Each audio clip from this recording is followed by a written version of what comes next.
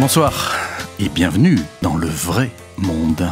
Bonsoir Aïssa Maïga. Bonsoir. Merci beaucoup d'être venu dans le vrai monde. Merci à vous de m'y inviter. Pour parler du vrai monde, votre documentaire Marcher sur l'eau qu'on voit partout, qui était à Cannes, qui a fait combien de festivals ? On ne les compte plus. Et puis dans une deuxième partie d'émission, on parlera de votre panthéon. Je vous ai demandé les 3 films qui avaient marqué votre vie. J'imagine qu'il y en a bien plus que 3. Mais vous avez choisi, on va déjà le dire parce qu'on est super appâteurs de nos auditeurs.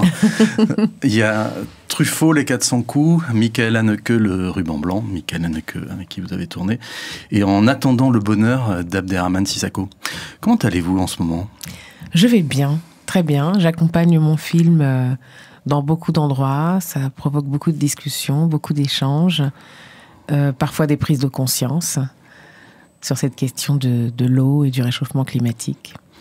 En novembre 2005, j'étais à l'Escurial Panorama dans le 13e et j'ai vu le documentaire sur Al Gore, Une vérité qui dérange, et je me souviens que j'avais les larmes aux yeux de cet homme qui aurait pu devenir président. Certains diront dû devenir président. Et j'avais l'impression que mes yeux se dessillaient sur une réalité que beaucoup de gens ne voulaient pas voir, puisqu'elle justement elle dérange, et que surtout on avait ça en grand écran, et pas sur les documentaires télé, qu'on regarde en envoyant un SMS ou en buvant une bière. Et en voyant Marcher sur l'eau, il y a quelques jours, à Paris, j'ai eu la même sensation. On a injecté dans mes yeux et dans mon cerveau, non pas une piqûre de rappel sur le manque d'eau en Afrique, au Niger notamment, mais surtout qu'on me le donnait, avec classe. Merci beaucoup, ça me touche énormément.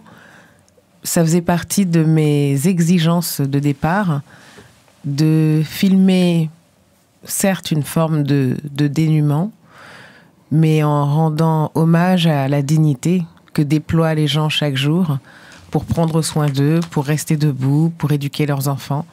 Et pour moi, ça passait par une forme, une esthétique, et pas simplement par le fait de raconter la dureté de leur vie. Vous étiez présente dans la salle, dans ce cinéma, et je vous cite, vous avez dit « Filmer le dénuement, c'est montrer la capacité de résilience des gens que vous filmez ». Oui, alors moi je viens d'Afrique de l'Ouest, je suis née au Sénégal, je n'y ai pas vécu. Quand je retournais en vacances en Afrique, c'était dans le pays de mon père qui est le Mali. Et forcément, j'y ai vu depuis l'enfance d'abord un énorme contraste avec le monde dans lequel je vivais en France, mais également parfois une très très grande pauvreté. Mais ça n'a jamais fait écran au reste.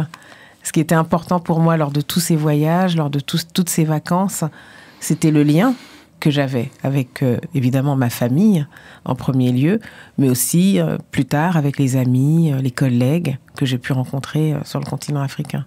Votre papa, que vous avez perdu quand vous aviez 8 ans, voulait installer des pompes à eau, c'est ça, à Gao, au Mali? Oui, dans la région de Gao. Il est, lui, originaire d'un petit village près de Ansongo. Et mon père était très, très attaché au continent africain, mais aussi à l'idée tout simplement de dignité. C'est quelqu'un qui avait eu quand même la chance de voyager, du fait des études de journalisme qu'il avait entamées à Dakar, qui l'ont ensuite envoyé à Montréal, puis aux États-Unis, du fait des nombreux voyages qu'il a fait ensuite en tant que journaliste. Il avait comme ça un rapport au monde très, très humaniste. Et il m'a transmis l'amour du Mali. Je me souviens très très bien que la première fois, à l'aube du premier voyage que j'ai effectué au Mali, j'avais 6 ans, mon père était revenu lui-même de notre village et avait rapporté des enregistrements avec la voix de ma grand-mère, sa mère. Et il était reparti avec ma voix sur un enregistrement. Donc il effectuait des ponts comme ça entre les deux continents. Et moi, ça avait fait complètement grandir mon envie d'aller là-bas. Et c'était donc un capteur, comme vous. Oui. L'idée de capturer quelque chose. Oui, c'est vrai, je me le suis jamais dit comme ça, mais c'est vrai que j'ai grandi jusqu'à sa mort avec l'image d'un père qui était à la fois très disponible, qui avait une qualité de présence très grande, mais qui était aussi très absent parce qu'il voyageait énormément. Et même lorsqu'il était à la maison, il travaillait beaucoup. Donc il aimait bien travailler près de moi. Je pouvais lui parler pendant qu'il bossait, mais il avait son dictaphone, marche avant, marche arrière, pause, répète, et son stylo bic, ses feuilles de papier qui s'accumulaient. Donc il y avait quelque chose. Je savais qu'il était occupé à retranscrire des choses, mais je n'en avais aucune idée. Enfin, j'étais petite. Là où il est, il doit être fier de vous. Merci. Alors, vous savez, les émissions de radio se divisent en trois. Il y en a qui offrent 10 000 € à celui qui appellera en premier pendant une diffusion de Julien Doré. Il y a d'autres émissions qui font les thèmes astro de leurs invités, mais ici, vous êtes dans le vrai monde, c'est différent. Et j'ai demandé à une analyste du métalangage, qui est clinicienne, d'analyser votre regard, vos yeux. Au début, elle ne savait pas qui vous étiez, elle vous a reconnu. Vous voulez que je vous lise ce qu'elle dit de votre regard ? Oui. Elle s'appelle Anne Rioux. Bing bang. Voir ses deux yeux, c'est assister à l'éclosion tonitruante de la vie. Ses yeux participent aux rondes profanes et sacrées du vivant. C'est un regard tellurique qui vient de la chair de la terre. Quand ce regard nous affronte, on est fasciné, comme lorsque, médusé, on regarde une explosion volcanique. Que de couleurs, que de puissance, que d'éclat, que de mouvement. Cette force, cette beauté, waouh, ces yeux-là, quand on s'y colle, on est dans une dérive vertigineuse. On y va comme dans un champ de mines, où les mines seraient toutes des émotions du monde. On avance dans ce regard avec l'idée que tout peut exploser. Un feu d'artifice, avec son incandescence éblouissante, mais aussi, on le sait, son lot de cendres. On est plongé dans le nid du cœur des hommes, là où naissent toutes les émotions et les intelligences, le rationnel et le mystique, la sagesse et la foi pascalienne, celle du pari. Tout est possible dans et par ce regard. On y trouve sourire et crainte, surface et abysse, force et doute, mais toujours la lumière, celle des étoiles qui viennent de l'au-delà, de notre temps, et scintillent en nous offrant la vraie lumière. Ces yeux sont une boussole. On ne se sent plus seul, on est guéri en les croisant de toutes les mélancolies. Ce regard respire en humant la terre des hommes. Il est avec et pour nous une flamboyance de beauté et générosité. On les dirait sans paupières, tant ils sont à l'extérieur, offerts, tout sourire et sans bouclier. Ce sont deux aiguilles en diamant qui, comme des compas, tracent les cercles de cet espace de tous les possibles. On se sent emmené, entraîné vers la vie pleine qui va du rire au pleur et du pleur au rire. Réaction, chère Aïssa ? Merci, c'est... Je ne sais pas qui est cette personne. Elle s'appelle Anne Rioux, elle est déjà intervenue dans cette émission. Elle est psychologue et analyste du métalangage, clinicienne. En fait, ce que ça m'évoque, c'est la somme d'êtres qu'il aura fallu pour que je naisse aujourd'hui. Et je sais que je fais partie d'une somme d'êtres qu'il faut pour que d'autres naissent demain. Mmh. Tout ça est on est tous de passage et on est traversé par une histoire, par des êtres qui ont eu la chance ou pas d'exprimer qui ils étaient. Moi, j'ai la chance de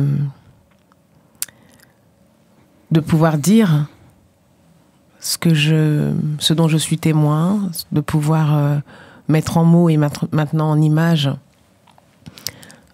ma vision du monde, transposer certaines valeurs. Mmh. Et voilà, je me sens très chanceuse. Qu'on dise ça de mon regard, c'est assez incroyable. Et je me sens à la fois grandie par ça et en même temps ramenée à une expérience qui forcément est petite, qui est comptée dans le temps et qui n'est qu'une parmi d'autres. J'ai retrouvé un entretien de vous au merveilleux journal Brasil, qui n'existe plus, il y a une dizaine d'années à peu près. Et je vous cite, vous disiez à l'époque « Je suis complètement conditionné maintenant pour être en état d'observation permanent, un peu comme les flics. toute interprétation passe par le regard. C'est-à-dire être actrice, on va parler de votre film de réalisatrice, mais ces yeux-là dont parle Anne, ce sont des yeux qui sont la vision des autres qui est absolument indispensable pour pouvoir littéralement les interpréter. Alors, je ne sais plus dans quel contexte j'ai dit ça. Tous les invités disent ça. Mais j'ai jamais dit ça à Paris Match. Non, j'ai pas envie de le nier, mais je ne me souviens absolument pas du contexte. Alors, au tout début, dans ce long moment où, entre l'adolescence et le début de l'âge adulte, je rêvais secrètement de devenir actrice. Ce moment où je ne l'assumais évidemment pas du tout. Il y a une personne qui s'appelle Éric Clouet, avec qui j'ai fait mon premier film, qui m'a dit « Il faut que tu y ailles parce que ces yeux-là, moi, je veux les voir sur l'écran. » Et il m'a autorisé à travers cette phrase parce que ça m'a ramené à la perception, les premières images que j'ai eues des films. En fait, c'est un générique d'émission de cinéma qui était le cinéma de minuit, où on voyait ces portraits en noir et blanc dans des fondus enchaînés qui mettaient en relation à chaque fois un homme, une femme.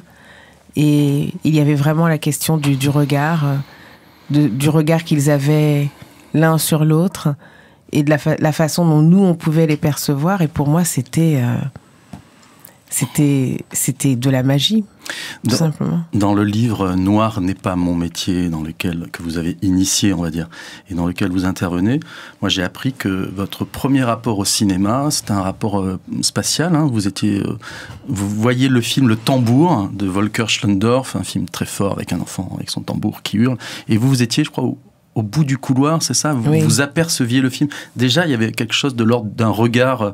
D'un regard volé. J'avais pas le droit d'être là. Il y a des baisers volés et vous, c'était le regard volé.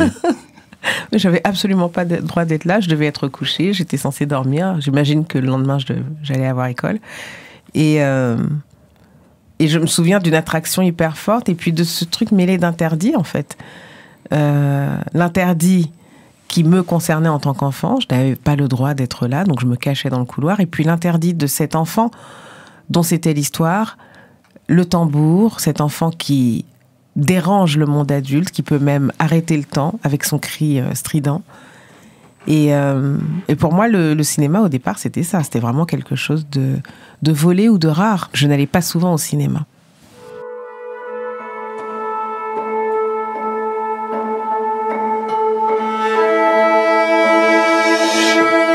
ko ina en juuyo wana on ba ilano re'i jiye ma dilli latti leydi tan resi biya wala goɗɗum wala a yiggati a waɗa ko inchallahu in mun samu ruwa yara mu za su yi lekkol tenan nde fusi ko ɗum de mo yara ndiyam joɗotani ndurnu gonɗen kañum ma kiloji sappo gooti ɗo ɓe jahale nde dilleten en jimmina ɓikkol meɗen ngala renoɓe mi warta wana mi yejjitan nde mi andi wahala ka ɗalduɓe nde mi andi torraɗo ɗalduɓe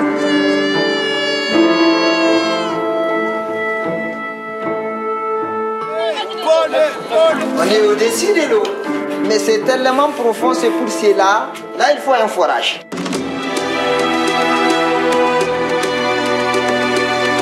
Yau an ka ce wani abu matsala ta taso har da mu sai ta taba mu nisa. Don har da ni wannan matsalar ta shahe mu duka. Matsalar mu ne mu duka. Monsieur, on va marcher sur l'eau? Oui, certainement.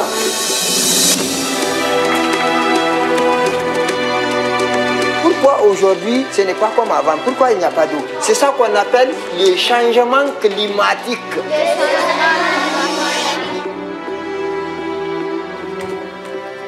Même si vous avez tourné avec Robert Downey Jr. et Danny Glover dans Bamako, qu'est-ce que ça fait du bien d'entendre un film qui ne soit ni en anglais ni en français, hormis quelques exceptions. Marcher sur l'eau, c'est aussi un voyage dans un monde qui est assez peu accepté au cinéma. Un monde plutôt invisible, qui est le monde rural africain, Afrique de l'Ouest en l'occurrence. C'est un endroit où les gens sont des sans-voix, on pourrait dire, des sans-visages.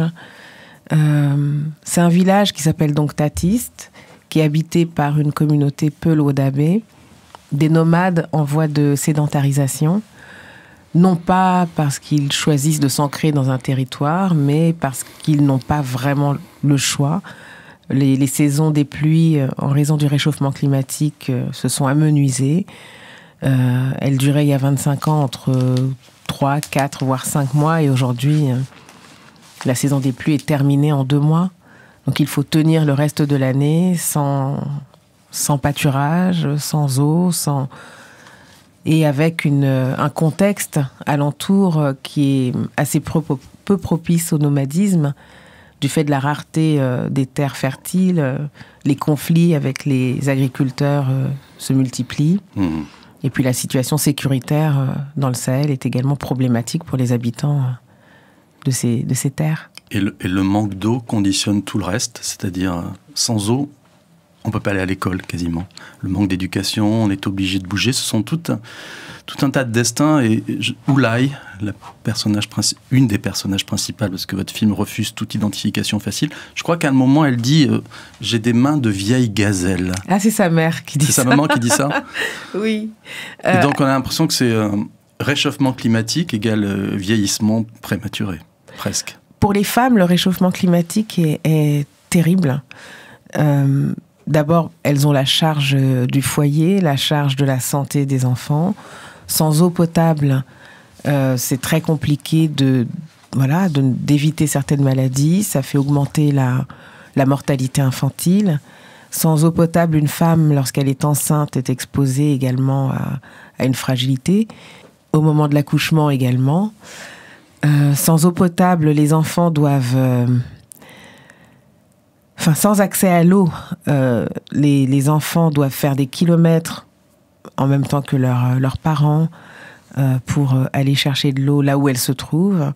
Donc l'assiduité scolaire est rendue quasiment impossible.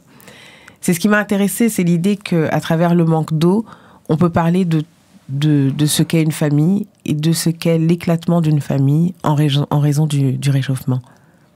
Un des personnages centraux de ce film, donc de ce documentaire, Marcher sur l'eau, c'est l'instituteur qui enseigne en français. Mais vous, en tant que réalisatrice, vous n'êtes pas du tout institutrice dans ce film. Et d'ailleurs, il y a un symptôme flagrant, c'est l'absence de voix off. Vous n'essayez pas, comme dans ces émissions ou ces documentaires archi-connotés, à donner la voix de Dieu, comme on dit, à dire « regardez, regardez, regardez ». Vous laissez le réel se dérouler sous nos yeux. Ces documentaires sont importants aussi, ceux qui ont une voix off, ceux qui sont des documentaires d'experts. Moi, je savais que face à la question climatique, je n'allais pas déployer une somme de connaissances inconnues jusqu'alors au grand public. J'ai vraiment choisi d'être à hauteur d'être humain, de me focaliser sur une famille, une communauté villageoise, un enseignant, pour raconter la grande histoire de ce que le climat, dans son changement drastique, provoque. Et pour moi, c'était important de ne pas mettre de voix off parce que je voulais que les spectateurs soient immergés dans cette histoire, que dès les premières images, on soit avec ces personnes, dans ce village, avec leur rythme, qu'on soit proche de leur peine, mais aussi proche de leurs moments peut-être plus légers dans leur existence. Je voulais que les spectateurs puissent s'identifier et surtout ressentir une forme d'empathie. Qu'on se sente proche et qu'on n'ait pas la sensation de regarder une misère éloignée quelque part dans le monde et qu'on accepterait en même temps parce que dans certains endroits, on a associé en fait certains endroits à l'idée de la misère. Et je voulais détourner ce biais en provoquant une proximité entre les personnes qui regardent et les êtres qui sont filmés. Abderrahmane Sissakour, que vous connaissez bien, puisqu'il vous a dirigé, disait qu'en fait, c'est pas forcément dans les pays riches que les gens sont les plus heureux. On le sait. On le sait. Je dirais que tous ces voyages que j'ai faits sur le continent africain, et puis au-delà du voyage, il y a vraiment les liens que j'ai tissés, les personnes dont je me sens proche. tout ça a dissocié l'idée de misère et l'idée de malheur. La très grande pauvreté, évidemment, pose d'énormes problèmes et parfois peut provoquer des épisodes de dépression. D'ailleurs, même dans le village de Tatiste, j'ai vu parfois des enfants, au fur et à mesure de mes allers-retours pour tourner ce film, qui, du fait de l'absence de leur mère, qui était partie travailler dans la capitale d'un pays voisin, comme elles le font toutes et comme elles le font toutes très régulièrement depuis que le nomadisme est empêché, j'ai vu certains enfants être plongés dans des états de tristesse qu'on pourrait qualifier quasiment d'épisodes dépressifs. Donc je ne veux pas mettre un vernis exotique sur la misère en disant que les gens sont heureux malgré tout. Ceci étant dit, on ne peut pas réduire les gens à leurs conditions sociales et à leurs conditions environnementales. Je ne sais pas si ça se dit comme ça, mais on ne peut pas et on ne doit pas le faire, sinon ça veut dire qu'on les prive d'une part de leur humanité. Votre film n'est pas du tout féministe, hein, ça serait beaucoup trop facile. Oui. Par contre, oui. C'est un film où les femmes prennent beaucoup la parole. Et elles insistent en disant que c'est aussi surtout leur problème en tant que mère. Et ce que je trouve très beau dans le film, c'est cette parole de femme qui monte en puissance petit à petit. À un moment, elle va on appelle le préfet pour qui arrive avec sa Toyota Yaris. Oui, il faut des véhicules quand même qui tiennent le choc sur les pistes au fil des saisons et des années. Donc c'est un préfet à qui on demande de venir réfléchir urgemment à l'idée de forer un puits. Mais je remarquais que ce sont souvent les femmes qui prennent le collier, mais ne serait-ce aussi dans les réunions de village. Alors, faire un film, alors je sais que vous réalisez également des films, c'est vraiment avoir un point de vue, s'y tenir, parfois le trahir à certains endroits parce que le film doit respirer, ça ne doit pas être un dogme. Et je dirais que oui, c'est un film féministe, dans le sens où il donne à voir la condition féminine, et il donne à voir également et à entendre la parole des femmes. Donc en ce sens, pour moi, c'est vraiment un film qui est d'abord humaniste, et le féminisme est un humanisme. Donc les deux pour moi sont complètement associés. Et je dirais que cette parole des femmes, je suis aussi allée la chercher. J'ai vraiment établi une connexion avec ces femmes en leur disant que je voulais les entendre. Parce que ce qui se passe souvent, dès lors qu'on met une caméra, les hommes se placent devant, les femmes derrière, les hommes prennent la parole, les femmes moins. Et ça, on le voit même dans les émissions de télé en France. On sait que... Pas du tout. Et voilà, et donc moi, je voulais éviter cet écueil-là, et je suis volontairement allée à la rencontre de ces femmes en leur disant que je voulais les entendre aussi, que le film ait cet équilibre entre la parole des enfants, la parole des femmes, la parole des hommes, qu'on puisse embrasser en fait toutes ces réalités à travers les personnes qui sont à l'écran. Quand le mois de janvier survient, dans votre film qui est à cheval sur plusieurs saisons, on voit les ânes qui tirent la corde du puits pour que l'eau puisse être puisée. Comment s'est passé, sans rentrer dans les détails, le tournage? Comment vous avez dosé votre effort?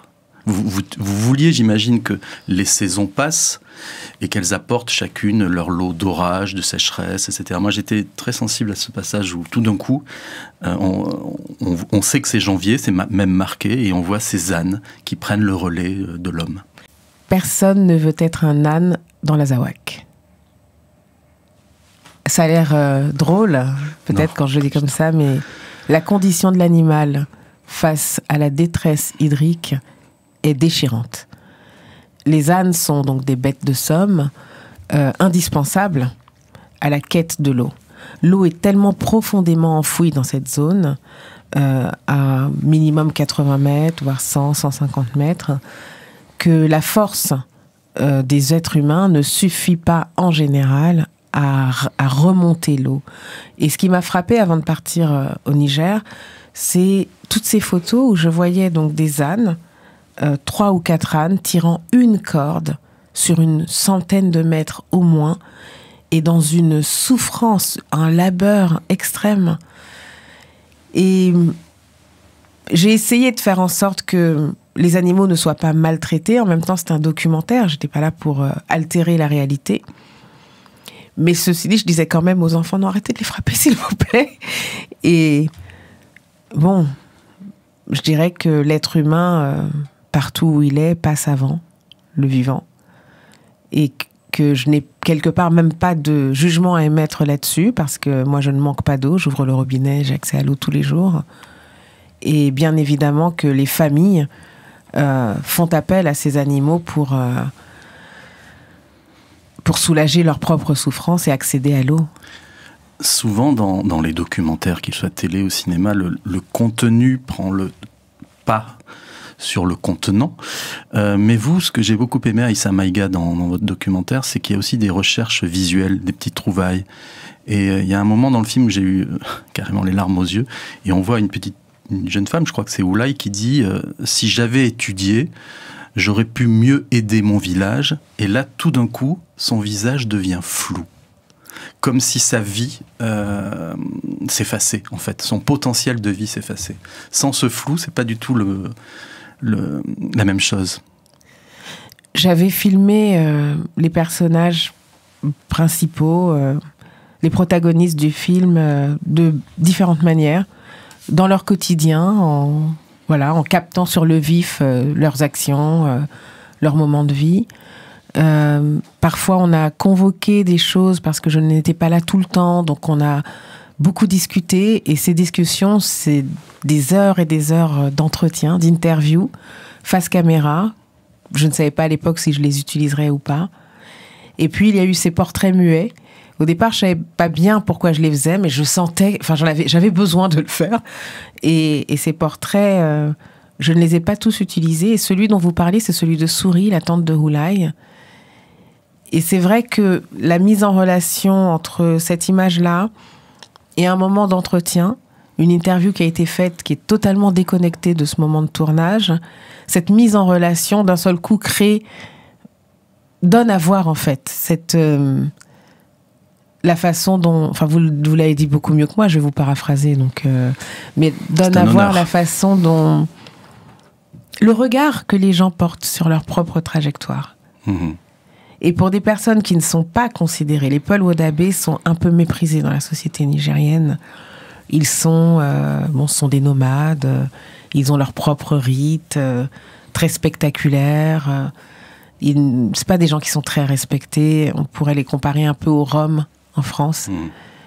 Et pour moi, c'était très émouvant, d'abord très important et aussi très, très émouvant, de vraiment leur donner la parole et que cette parole affleure au fil du film dans divers endroits. On entend le chef qui a un certain âge et qui raconte que la vie était très différente lorsqu'il était enfant, que la végétation était abondante, que les animaux étaient nombreux, qu'aujourd'hui beaucoup ont disparu, y compris des animaux dont on pourrait penser qu'ils ne sont pas en voie d'extinction, comme les lièvres. Chacals. Voilà. Et cette parole-là, elle traverse le film. Et c'est aussi elle qui m'a permis de ne pas utiliser la voix off qui serait venue en surplomb au-dessus du village.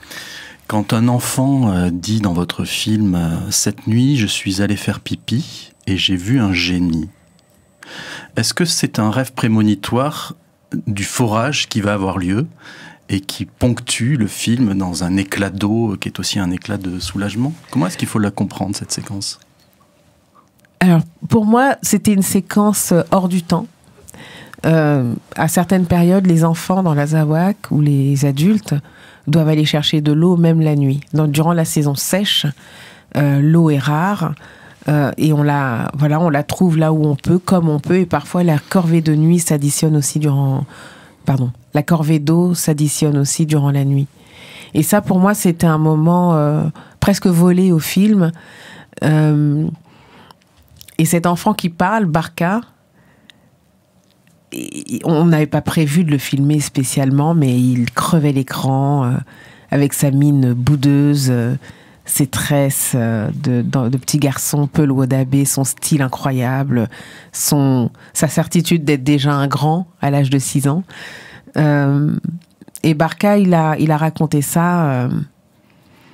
Pour moi, c'est vraiment le monde de l'enfance qui emporte tout le récit à ce moment-là, sans forcément de connexion. Mais ce qui est intéressant, sont les interprétations qu'en font les spectateurs. Et ce que vous me dites me raconte que peut-être j'ai mis en place là quelque chose qui m'a échappé.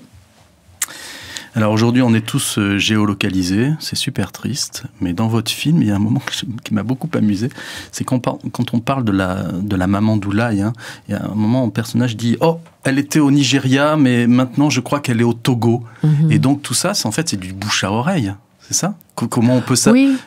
C'est intéressant de savoir que les discussions, malgré tout, trans-État, font en sorte qu'on sait où est quelqu'un. Les femmes partent souvent en petits groupes. Ces femmes Peul Wodabé, elles n'ont pas grandi comme grandissent les enfants aujourd'hui, parce que les familles étaient unies et elles se déplaçaient au gré des transhumances avec le clan et le troupeau. Aujourd'hui, ça s'est rendu quasiment impossible. Donc les femmes ont pris un rôle économique central qui les pousse à partir faire des petits boulots dans les capitales des pays voisins. Certaines font des tresses, d'autres, comme la maman de Oulaye, vendent de la pharmacopée, d'autres vont faire le ménage chez des gens. Elles font vraiment comme elles peuvent. Et donc, de façon générale, elles essayent de rester groupées pour mutualiser leurs efforts et pour se protéger les unes les autres en cas de danger. Et parfois, les routes se séparent parce que l'une a amassé suffisamment d'argent pour rentrer au village, acheter quelques sacs de mil, acheter des habits pour les enfants, voilà, subvenir aux besoins fondamentaux. Et pendant ce temps-là, d'autres n'ont pas encore gagné suffisamment d'argent, donc elles peuvent partir 2 mois, 3 mois, 4 mois et décider de quitter Lagos au Nigeria pour aller au Bénin, au Togo ou ailleurs. Elles essayent de se prévenir, on prévient un membre de la famille et puis effectivement le bouche à oreille fonctionne. C'est pas une géolocalisation très précise, mais malgré tout les gens essayent de rester en contact. Il y a de très belles séquences dans votre film, beaucoup là, qui passent, je dirais pas qui passent inaperçues, mais sur lesquelles vous vous attardez pas et qui les renforcent. C'est comme ces ouvriers qui font la prière devant leur camion au moment du forage. C'est une image simple, forte, ça nous rappelle la croyance qui peut cohabiter avec une vie de labeur. On voit également l'instituteur qui prie. On aurait pu le filmer à plein de moments. Et à ce moment-là, j'ai trouvé intéressant de capter cette image parce que c'était la saison des pluies, que l'eau était là de façon relativement abondante et qu'avant la prière musulmane, on se doit de se laver. Et la présence de l'eau, le retour de l'eau dans tous les endroits de la vie, notamment de la prière, je pense, fait beaucoup de bien aux spectateurs qui se retrouvent pris dans cette aridité au fil du film. Et l'arrivée des ouvriers à la fin... je voulais le filmer un peu comme un truc de manpower. Voilà, d'un seul coup, c'est l'homme, la machine, dans ce monde hyper rural. Et j'étais très captivée, au fond, par ce spectacle des camions avec les chameaux qui continuent à passer par là, parce que c'est leur chemin, tout simplement, avec les vaches et avec les êtres humains qui continuent à vaquer à leurs occupations. Ça permet de montrer différentes dimensions, en fait, d'une réalité. Moi, ce n'est pas des choses auxquelles j'avais pensé au préalable. Je ne m'étais pas dit, je vais aller filmer ces personnes en train de prier. Mais durant la journée, ça se déroulait et d'un seul coup, tout ça emporte le récit parce que ça le nourrit, en fait. Et quelque chose qui m'a frappé dans Marcher sur l'eau, c'est que plus le film avance et plus il y a d'échanges de regards entre les gens. Je ne sais pas si c'est un travail de montage ou si c'était voulu ou si c'est juste le fait que quand l'eau arrive, les gens sont soulagés, quand le forage est fait. Mais moi, en tant que spectateur, ça m'a frappé. Qu'il y a un partage du regard beaucoup plus grand. Dans la première heure du film, chacun résiste, survit, presque... je ne vais pas dire s'isole, mais oui, essaye de survivre, de trouver son chemin. Et à la fin, les yeux se scrutent davantage. Au départ, le film est empli, c'est ce que je voulais avec mon chef opérateur, Rouslan Dion, que le cadre soit rempli, qu'on sente avant tout la famille, avant le manque d'eau, avant la misère, avant le dénuement. Je voulais vraiment qu'on entre dans une famille, dans une communauté, et qu'on sache un petit peu qui sont ces gens, qu'on ait envie de les suivre, qu'on ait envie de les regarder.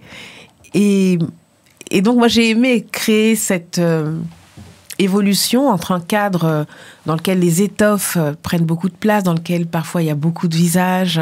Du tressage. Oui, les tresses qui ont un rôle central. Il faut savoir quand même que les Peul Wodabé ont un goût prononcé pour l'esthétique. L'esthétique de la coiffure, les bijoux, les habits, les tenues, la tenue du corps, sont vraiment des gens qui, je pourrais dire de façon un peu lapidaire, aiment la beauté. Le cadre, ensuite, j'ai aimé le dénuder un peu et qu'on suive Houlaye dans ce que le manque d'eau provoque aussi de solitude lorsque son père s'en va avec les troupeaux, loin et seul, lorsque sa mère part travailler dans un pays voisin, lorsqu'elle se retrouve à la tête de cette famille parce qu'elle a 14 ans et qu'elle a l'âge de pouvoir s'occuper de sa fratrie. Et j'ai aimé également, dans un format cinémascope, aller vraiment très très près des visages et des regards, et en même temps être perdu dans l'immensité du Sahel, parce que les paysages sahéliens sont pour moi, je dirais pas les plus beaux du monde, parce que ça fait vraiment... voilà. Mais je dirais qu'ils ont toujours été pour moi synonymes d'une grande émotion, parce que chaque fois que je les retrouvais, au bout du chemin, il y avait la famille qui m'avait manqué et que j'allais retrouver. Alors, on n'a pas le temps de parler de la partition musicale de votre film, qui est signée notamment de Ouel Lamor, qui est une franco-américaine, qui est, j'ai appris, une des 21 femmes chefs d'orchestre en France. Tout à fait. C'est très beau, ça passe de l'électrique, quand on s'y attend pas, des guitares électriques assez sèches, à quelque chose de plus enveloppé. Mais moi, je voulais juste terminer, avant qu'on aborde la deuxième partie, sur ce plan, moi, qui m'a laissé pantoise, j'en ai presque rêvé. Je crois que c'est un petit garçon qui s'appelle Damana, et à un moment, on lui fait remarquer qu'il gaspille l'eau. Mais ce qu'on appelle gaspiller là-bas, c'est quelques verres d'eau. Nous, certains laissent le robinet couler quand on se lave les dents. Mais là, voilà. Et il jette un regard, on ne sait pas si c'est un regard de perdition ou d'effronté. C'est un regard à la Mona Lisa, impalpable. Damana, c'est un enfant que j'ai toujours vu prendre très grand soin de lui. Il devait avoir 7 ans quand on tournait. Et un jour, je l'ai vu se laver comme ça, et puis... et j'ai dit à Houlaye, voilà, qu'est-ce que ça t'évoque? Et puis elle a interagi avec son petit frère. Et effectivement, ce regard qu'il a lancé était un regard à la fois... Moi, je pense que c'était beaucoup de choses mêlées. Il la guettait pour savoir quelle était la marge de l'attitude qu'il avait. Et en même temps, il était très effronté. Et en même temps, c'est tout simplement le regard d'un enfant qui a envie d'avoir accès à l'eau, tout simplement. Merci beaucoup Aïssa Maguet d'avoir été l'invité du Vrai Monde. Votre film Marcher sur l'eau est en salle. Merci beaucoup Aïssa Maguet. Merci. À bientôt. À bientôt.